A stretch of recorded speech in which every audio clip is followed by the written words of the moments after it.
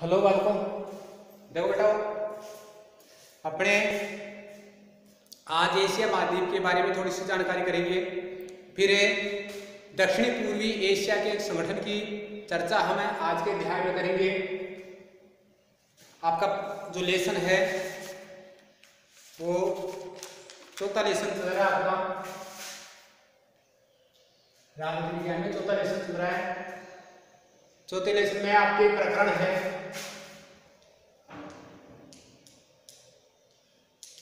दक्षिण पूर्व एशियाई राष्ट्रों का संगठन। दक्षिण पूर्व एशियाई राष्ट्रों का संगठन, जिसको संक्षिप्त में आसियान कहते हैं। क्या कहते हैं बेटा? आसियान कहते हैं। तो आसियान के सदस्य देश कौन कौन से हैं, ये देखने से पहले हम क्या करते हैं, इनको एक बार मानचित्र में देख लेते हैं।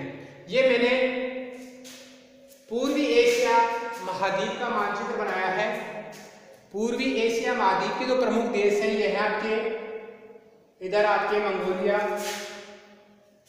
चीन के ठीक नीचे इधर है भारत इधर है। भारत के इधर जो है आपके म्यांमार है।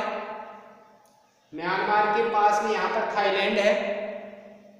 थाईलैंड के ठीक उत्तर पूर्व में लाओस है।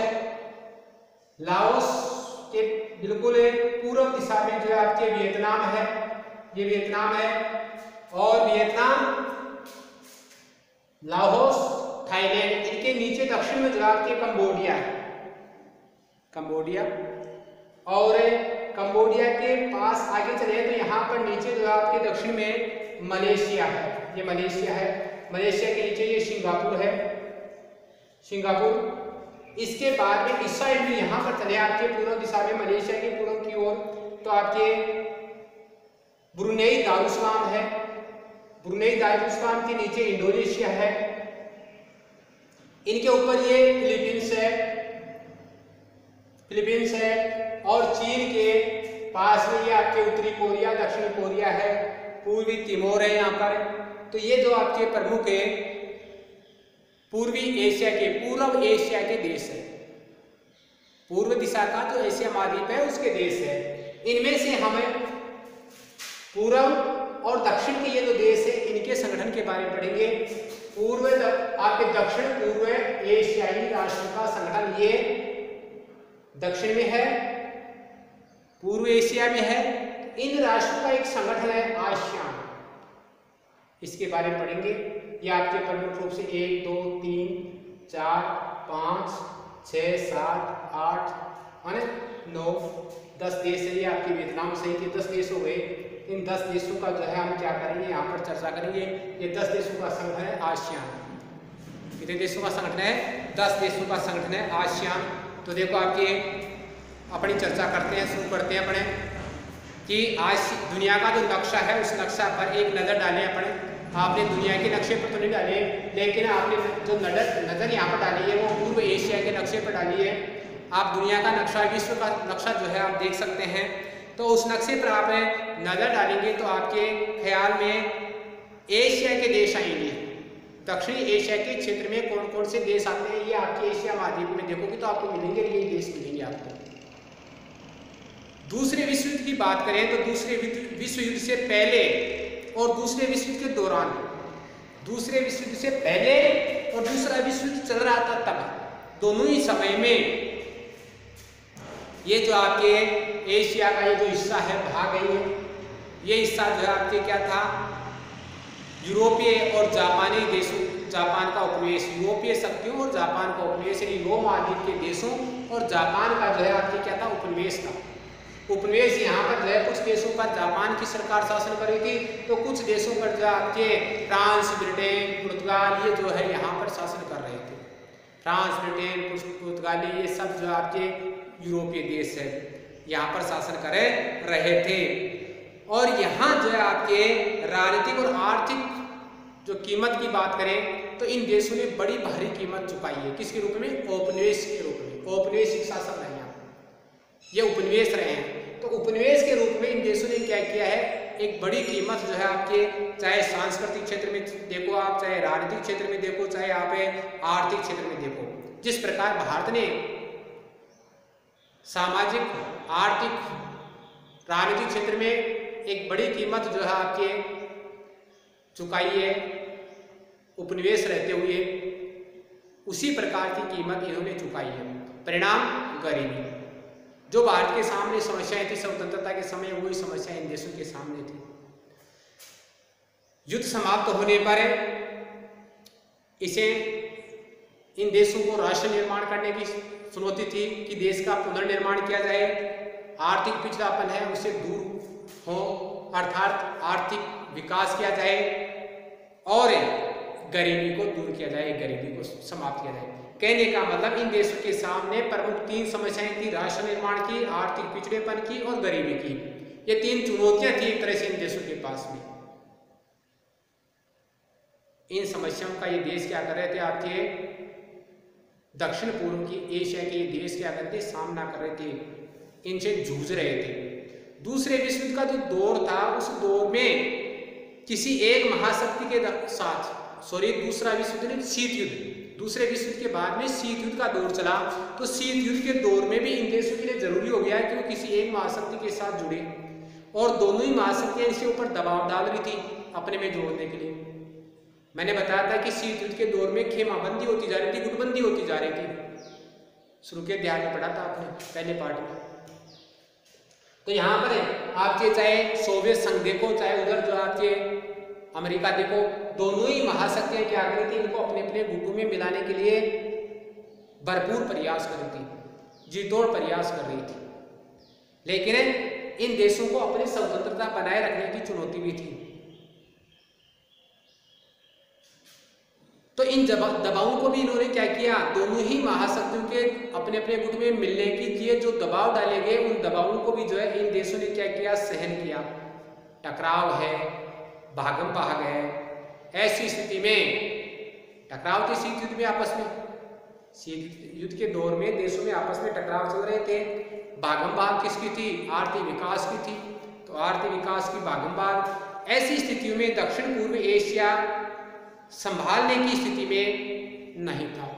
इस देश को, इस क्षेत्र को कैसे संभाला जाए, ये संभलने की स्थिति में नहीं था कि अपने आप संभल जाए। तो इसको न कोई दूसरा देश सहयोग कर रहा था इन क्षेत्रों को, तो ये संभालने की स्थिति में नहीं थी। बांडुंग सम्मेलन कहाँ हुआ था, इंडोनेशिया में। बांडुंग सम्मेलन कहाँ हुआ था, इंडोनेशिया में हुआ था।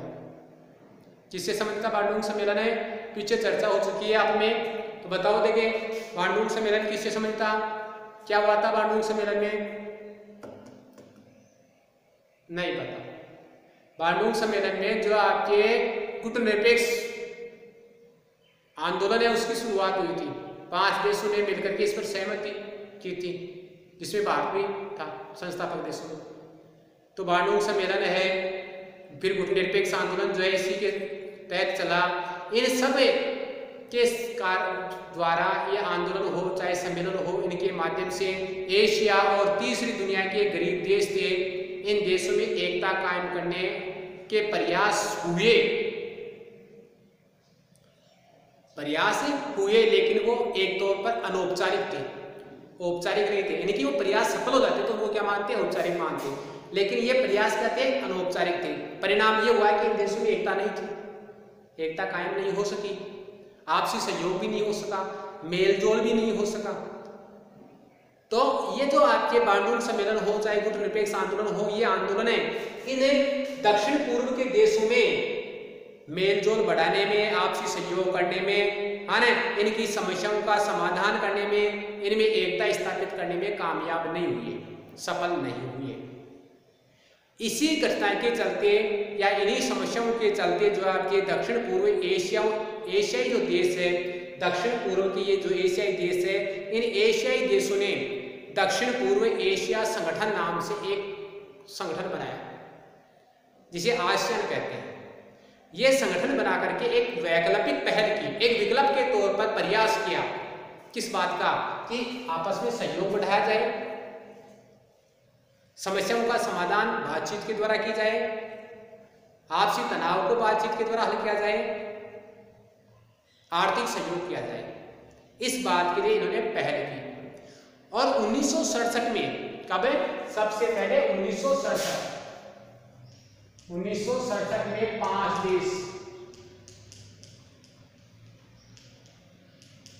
देशों ने क्या किया? आपके आसियान का गठन किया। तो आसियान के 5 संस्थापक देश हुए। आसियान का जो घोषणा पत्र था उस घोषणा पत्र पर हस्ताक्षर किए। आसियान घोषणा पत्र पर हस्ताक्षर किए।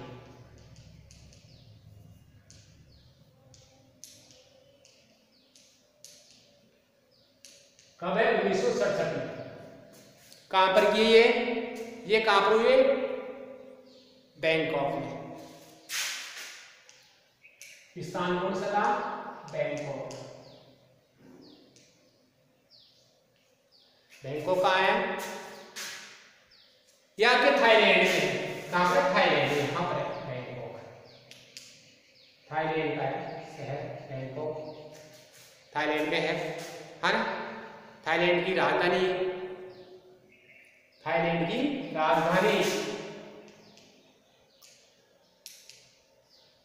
बैंकॉक है। यहां पर जो आपके 5 देशों ने मिलकर के घोषणा पत्र पर हस्ताक्षर किए। ये 5 देश कौन कौन से थे आपके? इंडोनेशिया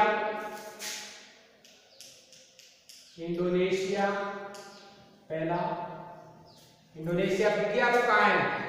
ये रहा इंडोनेशिया। इंडोनेशिया के बाद में जो है आपके दूसरा देश कौन सा था? आपके मलेशिया। कहां है? मलेशिया, फिलीपींस, इंडोनेशिया, मलेशिया, या आपका फिलीपींस,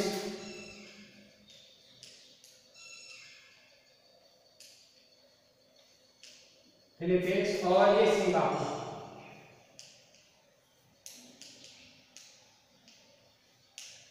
सिंगापुर। एक और रह गया आपके, कौन सा रह गया? अभी बता दिया मैंने आपको, बैंकॉक राजधानी थाईलैंड की, तो थाईलैंड।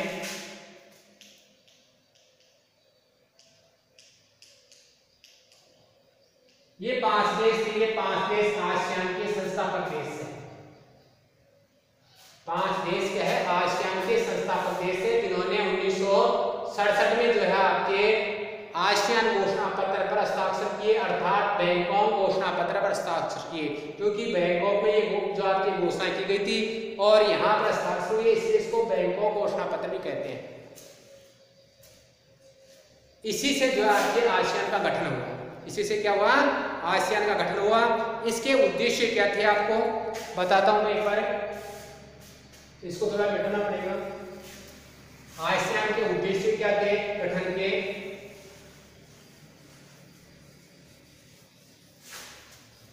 देखो, आसियान के वर्तमान में उद्देश्यों में और गठन के उद्देश्य में अंतर है। आसियान के गठन के उद्देश्य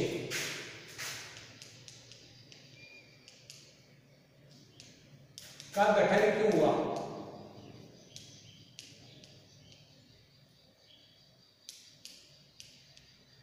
आसियान का गठन क्यों हुआ? आसियान के गठन के उद्देश्य है। पहला उद्देश्य क्या आपके? आर्थिक विकास। क्या था आपके पहला उद्देश्य?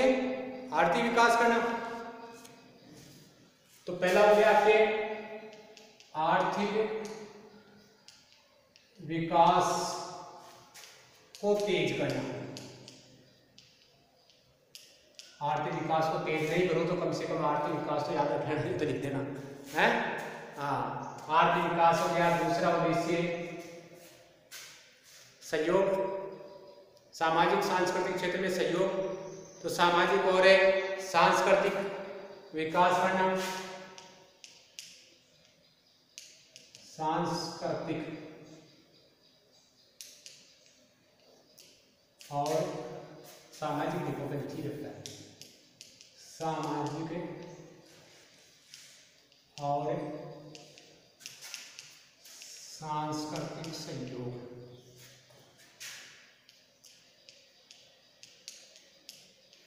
सामाजिक और सांस्कृतिक क्षेत्र में एक दूसरे का सहयोग करना। कानून के शासन और राष्ट्र संघ के जो कायदे हैं, आपके संयुक्त राष्ट्र के जो कायदे हैं उन पर आधारित क्षेत्रीय शांति की स्थापना करना। तो तीसरी बात हो गई यहाँ पर कानून का शासन, कानून का शासन और संयुक्त राष्ट्र के कायदों के अनुसार या नियमों के अनुसार, संयुक्त राष्ट्र के कायदों पर आधारित है, कायदे नियमों कायदे पर आधारित क्षेत्रीय शांति की स्थापना।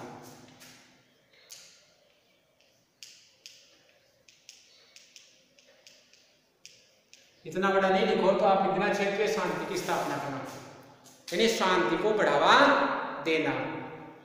और ये जो है इसके उद्देश्य थे, 3 उद्देश्य होंगे प्रमुख रूप से।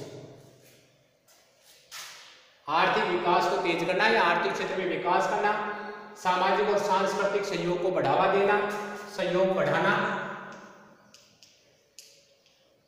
या बढ़ावा देना, कानून के शासन की स्थापना और क्षेत्रीय शांति की स्थापना या क्षेत्रीय शांति को बढ़ाना या क्षेत्रीय शांति स्थापित करना, है ना।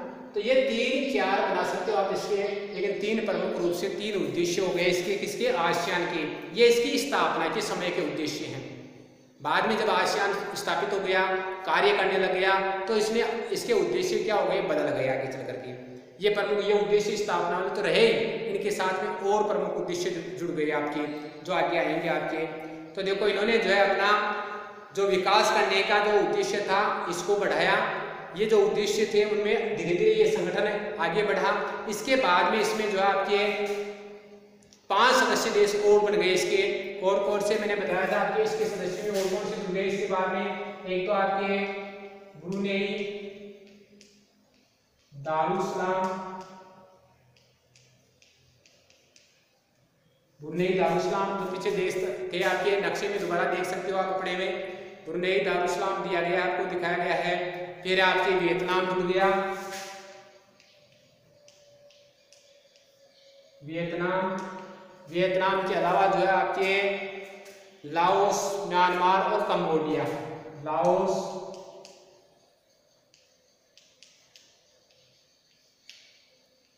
म्यांमार और कंबोडिया।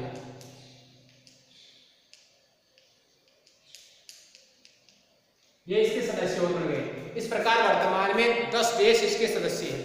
तो वर्तमान में आसियान देशों का जो संगठन है, आसियान की सदस्य संख्या कितनी है, 10 हो गई सदस्य। किसके, आसियान के जो सदस्य हैं वो कितने हैं, 10 सदस्य हैं आसियान के। यूरोपीय संघ की तरह देखें कि यूरोपीय संघ में इसमें आसियान में क्या अंतर है, तो देखो यूरोपीय संघ की तरह आसियान ने अपने को अधिराष्ट्रीय संगठन बनाने का प्रयास नहीं किया। यूरोप ने तो अपने को अधिराष्ट्रीय एक बड़ा राष्ट्र बनाने का प्रयास किया है, आसियान ने इस प्रकार का कोई प्रयास नहीं किया, है ना। और उसी की तरह अन्य व्यवस्थाएं जो है उनको भी इसने अपने हाथ में ले ली। अन्य व्यवस्थाएं कौन सी, एक ही तो जो है स्थापना दिवस मनाना है, राष्ट्रगान है, एक ही ध्वज है जो आपके झंडा है, एक ही जो है मुद्रा है। ऐसे जो आपके जो व्यवस्थाएं थी, ऐसी व्यवस्थाएं आसियान ने अपने हाथ में नहीं ली, ऐसी व्यवस्थाएं स्थापित नहीं की, है ना। और ऐसी व्यवस्थाओं को स्थापित करने का इसने जो है लक्ष्य भी निर्धारित नहीं किया। अब देखो आसियान की बात आती है, यहाँ पर है आसियान शैली है। आसियान शैली क्या है, तो देखो आपको मैंने बता दिया आपकी यूरोपीय संघ में और आसियान में क्या अंतर है कि आसियान ने, यूरोपीय संघ ने तो क्या किया है, अपने आप को एक अधिराष्ट्र बनाया है, लेकिन आसियान ने अपने आप को एक अधिराष्ट्र बनाने का प्रयास नहीं किया है। और जिस प्रकार यूरोपीय संघ ने अपनी एक ही मुद्रा है, अपना एक ही राष्ट्रगान है, अपना एक ही झंडा है, इस प्रकार की व्यवस्थाएं अपनाई है, ऐसी व्यवस्थाएं भी जो है आसियान ने नहीं अपनाई है। आसियान ने जो आपके जो कार्य किए हैं, जो आपके उदाहरण पेश किए हैं, उन उदाहरणों को आसियान शैली कहते हैं। क्या कहते हैं, आसियान शैली। शैली का मतलब तरीका। अब आगे प्रश्न है कि आसियान शैली क्या है।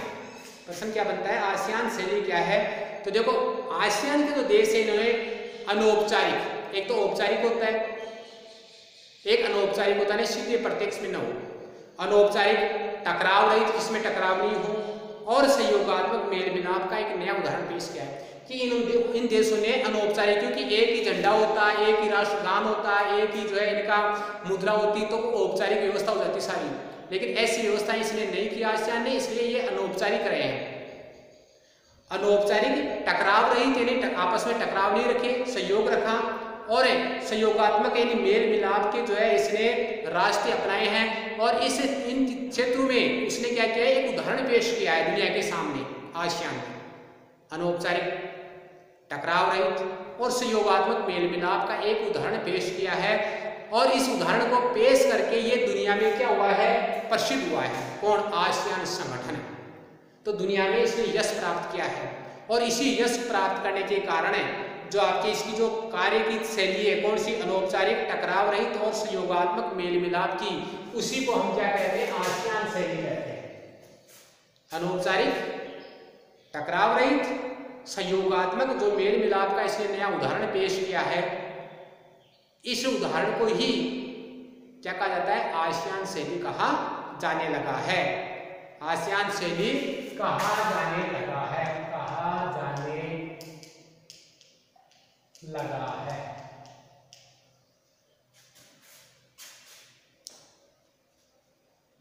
आसियान के कामकाज की बात करें तो आसियान के कामकाज में राष्ट्रीय सार्वभौमिकता का सम्मान किया जाता है। सार्वभौमिकता, सार्वभौमिकता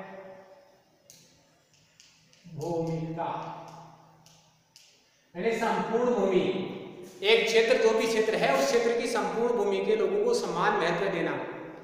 तो इसका मतलब क्या है कि आसियान के जो जितने भी राष्ट्र हैं उन राष्ट्रों का जो कामकाज है उसमें राष्ट्रीय सार्वभौमिकता है, कि सभी राष्ट्रों को समान दर्जा देने की भावना है, और इसी के आधार पर इसी राष्ट्रीय सार्वभौमिकता का सम्मान करना ही उनका कामकाज है, कि सभी देश एक दूसरे के राष्ट्रीय सम्मान करते हैं। ये महत्वपूर्ण बात है आपकी। तो आसियान के कामकाज की विशेषता क्या है, राष्ट्रीय सार्वभौमिकता का सम्मान करना उसके कामकाज की विशेषता है, और ये विशेषता उसकी महत्वपूर्ण है। दुनिया में अगर देखें तो सबसे तेज रफ्तार से आर्थिक तरक्की करने वाले जो सदस्य देशों के समूह है उन समूह में आसियान है। आसियान ने क्या किया है, दुनिया में सबसे तीव्र गति से आर्थिक तरक्की की है। आर्थिक तरक्की ने आर्थिक विकास किया है, तरक्की का मतलब विकास करना, तो आर्थिक तरक्की की है। अब देखो आपके अपने उद्देश्यों को इसने क्या किया है, आर्थिक और सामाजिक दायरे से व्यापक बना दिया है। पहले तो इसके उद्देश्य क्या थे आपके, आर्थिक व सामाजिक। ये बताइए इसके उद्देश्य आर्थिक विकास को तेज करना और सामाजिक सांस्कृतिक सहयोग को बढ़ाना, नहीं सामाजिक सहयोग को बढ़ाने वाला। तो इसके जो उद्देश्य थे आर्थिक और सामाजिक, इन उद्देश्यों से इसने क्या किया, अपने आप को बाहर निकाला है, यानी कि अपना दायरा बढ़ाया, अन्य और क्षेत्रों को भी क्या किया है, अपने उद्देश्यों में सम्मिलित किया है। 2003 में आसियान ने 3 स्तंभों की स्थापना की है। 2003 में आसियान ने क्या किया आपके, 2003 यहाँ पर लिख देता हूँ आपके, ये आसियान के आधार स्तंभ है। आसियान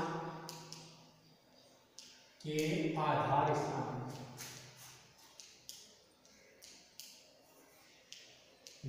जिन पर आसियान खड़ा है, आधार होता है पर खड़ा होता है ना, तो ये आसियान के आधार स्तंभ कौन कौन से। 2003 में इसने क्या किया, देखो आपके 2003 में आसियान ने आर्थिक आसियान सुरक्षा, कौन सी, आसियान सुरक्षा। तो इसका में पहला ही हो गया आपके 2003 में स्थापित किया है। एक तो आसियान सुरक्षा दूसरा स्तंभ है इसका, दूसरा स्तंभ कौन सा है? आसियान सुरक्षा के बाद में आसियान जो आपके आर्थिक सुरक्षा, आसियान सुरक्षा समुदाय, आसियान आर्थिक समुदाय।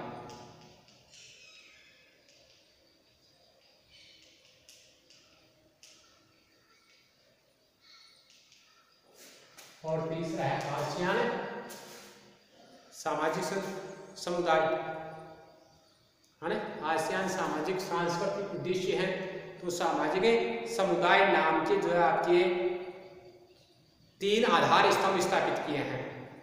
इस दिशा में इसने कदम उठाया है, जो कुछ हद तक आपके किससे मिलता जुलता है? यूरोपीय संघ से मिलता जुलता है। इसका मतलब ये यूरोपीय संघ से मिलती जुलती दिशा में क्या कर रहा है? आगे बढ़ रहा है। तो तीसरा स्तंभ आपके कौन सा है? आसियान सामाजिक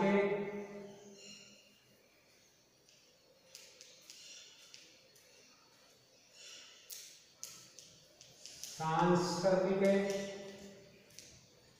समुदाय।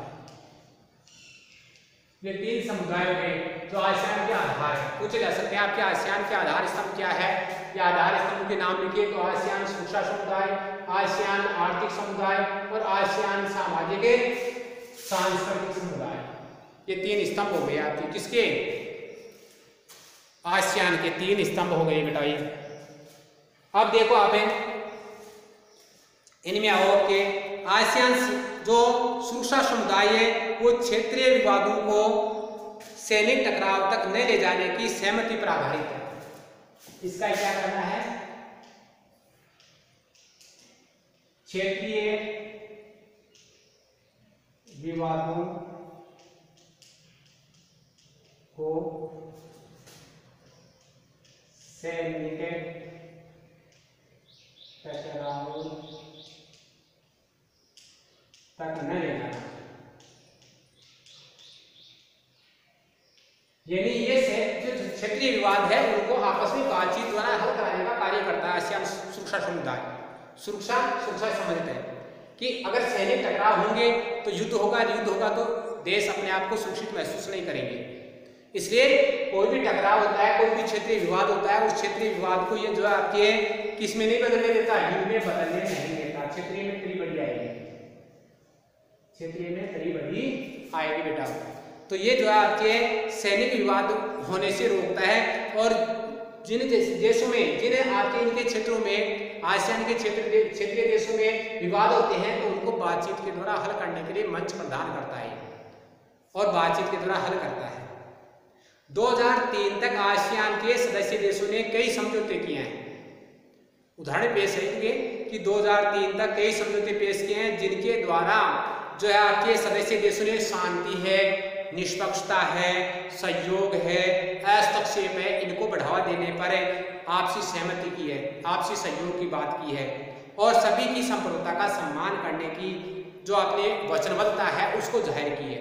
तो यहाँ पर 3-4 चीजें आई आपके शांति की, आपस में शांति बनाए रखेंगे, यानी कि एक दूसरे पर आक्रमण नहीं करना। निष्पक्षता, यानी कि निष्पक्ष रहेंगे, अपने क्षेत्रों में जो निर्णय ले उसमें निष्पक्षता बरतेंगे। दूसरे क्षेत्र के मामलों में भी निष्पक्ष रहेंगे कि वो क्षेत्र क्या कर रहा है, हमें पक्ष नहीं लेना है, पक्षपात नहीं लेंगे। सहयोग, एक दूसरे का आपसी सहयोग, आर्थिक क्षेत्र में, सामाजिक क्षेत्र में, सांस्कृतिक क्षेत्र में सहयोग करना। हस्तक्षेप का मतलब होता है कि दूसरे राष्ट्र के कार्यों में किसी प्रकार का हस्तक्षेप नहीं किया जाएगा। भारत ने भी पंचशील का समझौता किया था चीन के साथ, उसमें भी हस्तक्षेप था। हस्तक्षेप आपके हस्तक्षेप का मतलब होता है कि आंतरिक मामलों में देश किसी प्रकार से कोई हस्तक्षेप नहीं करेगा, छेड़छाड़ नहीं करेगा। आपके जो मामले हैं देश के अंदर के, वो मामले आप अपने स्तर पर हल करो, दूसरा देश बीच में किसी प्रकार की टांग नहीं अड़ाएगा, जिसको कहते हैं टांग अड़ाना, टांग नहीं अड़ाएगा, यानी कि किसी प्रकार का कोई जो है बीच में व्यवधान उत्पन्न नहीं करेगा। तो ऐसे जो है आपके ये देश आपस में किसी के आंतरिक मामलों में हस्तक्षेप की नीति को अपनाते हैं, हस्तक्षेप नहीं करते, है ना। तो हस्तक्षेप को बढ़ावा देने पर भी सहमत हुए हैं 2003 के समझौते के द्वारा। और इनमें आपसी में जो अंतर और संप्रभुता है, इनके अधिकारों का आपस में सम्मान करना, कि कोई देश छोटा है या बड़ा है तो सभी देश सम्मान के पात्र है, तो एक दूसरे का सम्मान किया जाए। चाहे अमीरी और गरीबी के आधार पर भी कोई देश थोड़ा गरीब हो सकता है, दूसरा थोड़ा समृद्ध हो सकता है, तो इसके आधार पर भी जो है उनमें अंतर नहीं होना चाहिए, बराबर का सम्मान होना चाहिए। तो इस सम्मान को बढ़ावा देने एक बार भी जो है आपके हस्ताक्षर हुए, एक दूसरे की संप्रभुता का आदर करने की बात भी जो है इन्हें समझौतों में की गई है। और ये जो बातें आपके पहले हो चुकी थी उनके प्रति वचनबद्धता जाहिर की गई है कि हाँ हम इस वचन पर जो है आपके अड़े हुए हैं, अर्थात दूसरे देशों की जो है आपके संप्रभुता का ख्याल रखेंगे।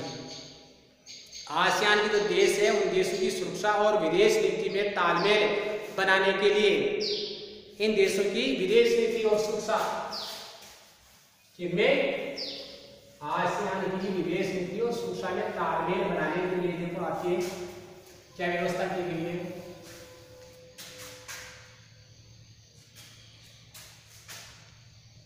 आसियान देशों की विदेश नीति, एक तो दूसरे देशों के साथ संबंध स्थापित करने संबंधी नीति, विदेश नीति और सुरक्षा, और आपसी सुरक्षा, सभी देशों की सुरक्षा, इसमें तालमेल बढ़ाने के लिए, तालमेल यानी कि आपस में सहयोग बढ़ाने के लिए तालमेल बैठाने के लिए एक संगठन की स्थापना की है। कब है? 1994 किसकी? 1994 में जो है आपकी क्या किया है? आसियान क्षेत्रीय मंच की स्थापना की है। आसियान यानी आपके आसियान क्षेत्रीय मंच, इसकी स्थापना है। तो आसियान क्षेत्रीय मंच की स्थापना कब हुई? 1994 में। क्या उद्देश्य है आसियान क्षेत्रीय मंच का? आसियान क्षेत्रीय मंच का उद्देश्य है आसियान देशों की विदेश नीति और सुरक्षा में तालमेल बिठाना, या यूं भी लिख सकते हैं कि आसियान देशों की सुरक्षा और विदेश नीति में तालमेल बिठाना।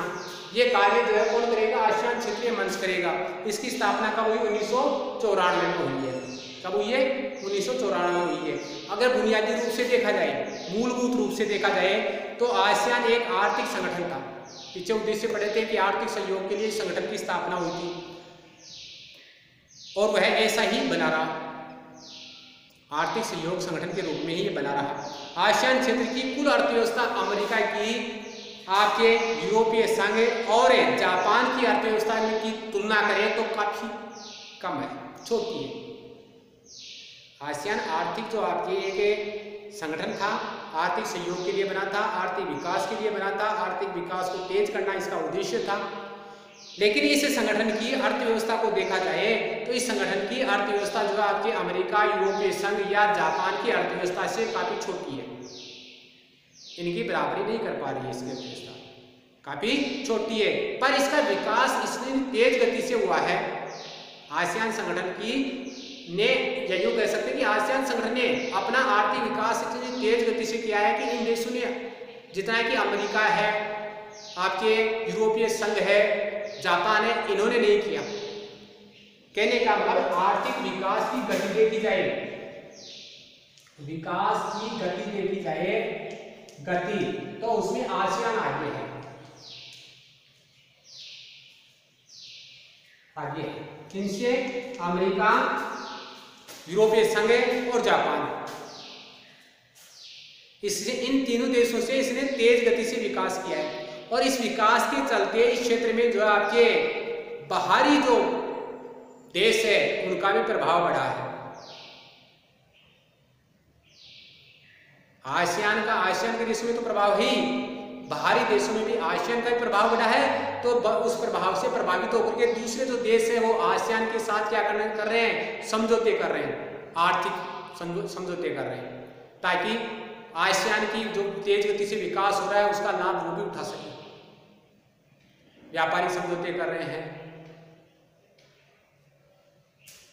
इसके चलते देखो आपके आसियान आर्थिक समुदाय का उद्देश्य आसियान देशों को, अब दूसरा आता है आर्थिक समुदाय, आसियान आर्थिक समुदाय। ये तो था आपके आसियान सुरक्षा समुदाय की बातें चल रही थी, अब आसियान आर्थिक सुरक्षा समुदाय। तो आर्थिक समुदाय है, उसका उद्देश्य आसियान देशों का साझा बाजार और उत्पादन आधार तैयार करना है। इसका उद्देश्य क्या है? इस संगठन का जो आसियान का आधार है, आसियान आर्थिक आधार, इसका उद्देश्य है उद्देश्य, एक तो साझा बाजार यानी आपस में व्यापार व्यवसाय कर सके एक देश से दूसरे देश में, है ना। एक तो साझा बाजार और एक उत्पादन आधार तैयार करना, और उत्पादन आधार तैयार करना, ये इनका उद्देश्य, इसका मूल उद्देश्य, प्रमुख उद्देश्य जो है आपकी इसका आसियान आर्थिक समुदाय का ये जो है प्रमुख उद्देश्य है। इस इलाके के सामाजिक और आर्थिक विकास में मदद करना है। ये सामाजिक और आर्थिक विकास में भी क्या करता है, मदद करता है। इस संगठन है ना, ये संगठन है कौन सा, आर्थिक समुदाय। ये संगठन जो है इस क्षेत्र के देशों के साथ में जो आपके आर्थिक विवाद है उन आर्थिक विवादों का निपटारा करने का कार्य भी करता है। तो आर्थिक विवादों का निपटारा भी करता है, आर्थिक विवादों का निपटारा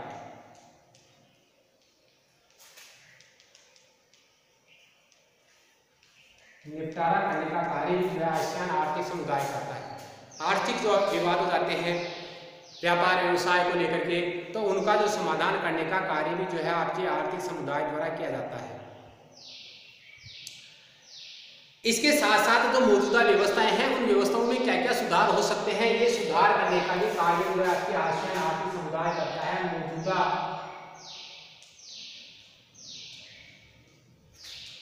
व्यवस्थाओं में सुधार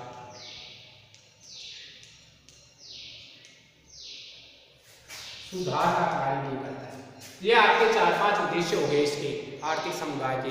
कौन कौन से हो गए, साझा बाजार और उत्पादन आधार तैयार करना, आर्थिक विवादों का निपटारा करना, मौजूदा व्यवस्थाओं में सुधार करना।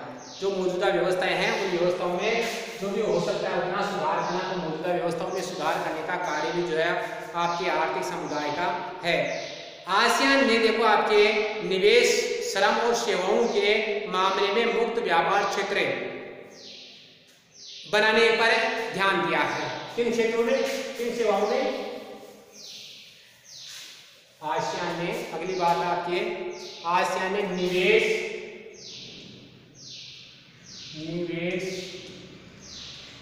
पहला निवेश यानी दूसरे देशों में पूंजी लगाना, या दूसरे देशों के कंपनी आकर के यहाँ पर पूंजी लगाती है तो उसे निवेश कहते हैं। एक देश की कंपनी दूसरे देश में जाकर के पूंजी लगाती है तो उसे निवेश कहते हैं। एक देश अपने ही देश में उद्योग व्यवसाय आदि में पूंजी लगाता है तो उसे निवेश कहते हैं। तो उद्योग व्यवसाय में पैसा लगाना निवेश कहलाता है। निवेश, श्रमिक, मजदूर और निवेश, श्रम और सेवाएं, संचार की, यातायात की सेवाओं पर, इन सभी क्षेत्रों में जो आपके सहयोग करने पर जो आपके क्या किया है, इसने एक समझौता किया है। क्या समझौता किया है, इन सभी के मामले में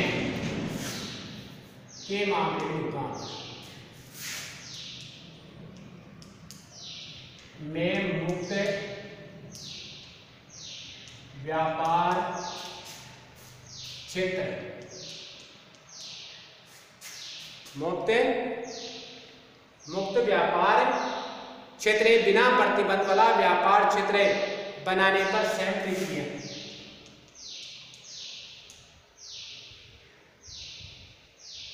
FTA बनाने पर क्या किए, सहमति, यानी कि आसियान के देश इस बात पर सहमत हुए हैं कि हम निवेश एक दूसरे देश में निवेश करने, श्रमिक एक दूसरे देश में आ जा सके, सेवाएं जो आपके एक दूसरे देश में आदान प्रदान हो सके, इसके मामले में मुक्त व्यापार क्षेत्र बनाया जाए। यानी इन क्षेत्रों का जो है आपके तीनों ही क्षेत्रों को के क्षेत्र में आपस में क्या किया जाए, मुक्त कर दिया जाए। यानी जो प्रतिरोध है आपसी, इन प्रतिरोधों को क्या कर दिया जाए, समाप्त कर दिया जाए। सेवाओं का आदान प्रदान एक दूसरे देश में आसानी से हो सके, निवेश जो है एक देश दूसरे देश में कर सके, और आपके श्रमिक जो है एक दूसरे देश में कब जा सकेंगे, जब उनके आने जाने के जो सीमाओं पर जो नियम है आयात निर्यात के, उन नियमों में ढील दी जाएगी तो जो है ऐसा हो सकेगा। तो इन जो आयात निर्यात के जो नियम है देश के एक वो नियमों को अगर समाप्त कर दिया जाता है तो आपके क्या हो जाता है, मुक्त हो जाता है, मुक्त हो गया है कि कोई नियम नहीं है, किसी प्रकार की कोई बाधा नहीं है। बाधा है समाप्त हो जाना व्यापार के क्षेत्र में, उसको कहते हैं मुक्त व्यापार क्षेत्र। ऐसा जो है आसियान के सभी देशों को, 10 देशों का जो समूह है वो अपने संगठन को व्यापार मुक्त करने का जो है आपके सहमत हुए हैं, जिससे एक देश दूसरे देश में बिना किसी बाधा के, बिना रोक टोक के निवेश भी कर सकता है, उसके श्रमिक भी जा सकते हैं और सेवाओं का भी आदान प्रदान हो सकता है। इस बात पर सहमति हुई है। कब हुई है ये सहमति आपके? अब देखो आपके इस प्रस्ताव पर आसियान के साथ बातचीत करने की पहल जो है अमेरिका और चीन ने भी कर दी है। इस प्रस्ताव के, किस प्रस्ताव के? मुक्त व्यापार क्षेत्र के प्रस्ताव पर अमेरिका भी जो आपके पहल कर रहा है और चीन भी कर रहा है, यानी ये भी इसके साथ समझौता चाहते हैं, ये भी ये पहल कर रहे हैं कि इस प्रकार का समझौता हो जाए तो उचित होगा। तो ये दोनों देश भी चाहते हैं कि आसियान के संगठन के बीच में इस प्रकार का समझौता हो, है ना। आसियान जो है आपके तेज गति से बढ़ता हुआ एक महत्वपूर्ण जो है आपके क्षेत्रीय संगठन है, तेज गति से बढ़ता हुआ महत्वपूर्ण क्षेत्रीय संगठन है। और इस क्षेत्रीय संगठन के बारे में आपके भारत की जो भूमिका है, भारत जो है आपके इस क्षेत्र से किस प्रकार के संबंध स्थापित करना चाहता है, इसका विजन क्या है, वो आगे की जो बातें हैं, आज का जो अपना लेसन का पीरियड था उसका टाइम कंप्लीट हो गया है, ये जो आगे की बातें रह गई वो हम अगले कालांश में करेंगे। आज के लिए इतना ही काफी है।